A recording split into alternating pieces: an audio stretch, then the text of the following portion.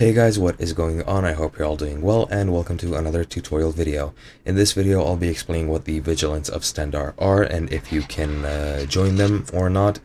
Spoiler alert, you can't, however, I will get to that. And before I actually start, I want to apologize to you guys for actually using a screenshot. I'm doing this to save space and time, so bear with me. However, let me get started with the actual topic, and that is the Vigilant of Stendarr. This is an example, as you can see on screen, of a Vigilant, and pretty much, long story short, they are a bit of a useless faction in Skyrim. They only fight vampires, and you don't even come across them very often. If you have the Dawnguard DLC, you will run into them more than you do the Vigilants of Stendarr. And to actually join them, you cannot do anything. As I said, you cannot join them. They are a nothing faction. However, if you find the gear of a Vigilant of Stendarr and join the Dawnguard, you can pretty much cosplay as a Vigilant, and you can roleplay. However, you cannot officially join them. You cannot be part of their faction.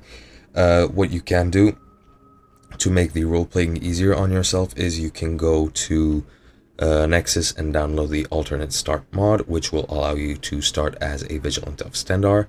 I also think the Realm of Lorkhan has a similar way to do this. You can customize your character more and actually make it so that he is more, or that they're more resembling of a Vigilant. However, they will of course not be part of the faction by themselves.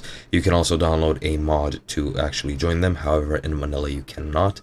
You can only roleplay as them, and that is pretty much it. I hope you guys enjoyed. I'll be seeing you in another video.